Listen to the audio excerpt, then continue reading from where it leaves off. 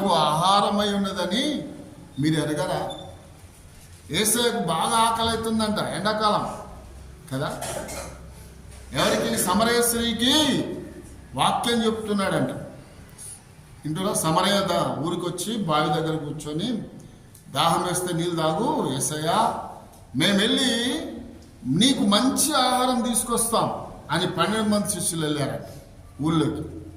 ఊరు బయట బావి ఉంది, బావి దగ్గర ఎవరున్నారు చెప్పండి? యేసయ్య కూర్చున్నాడు. అక్కడికి ఎవరు వస్తారు? సమరయ స్త్రీ వస్తారు. అయితే వీళ్ళు ఏం చేశారంటే వెళ్ళి, మా యేసయ్య ఇది తింటాడు, చికెన్ తింటాడు, మటన్ తీసుకోరంటే మటన్ తిన్నాడు మా యేసయ్య, చికెన్ తింటాడు కదా. ఇంకోటి ఏమంటున్నాడు?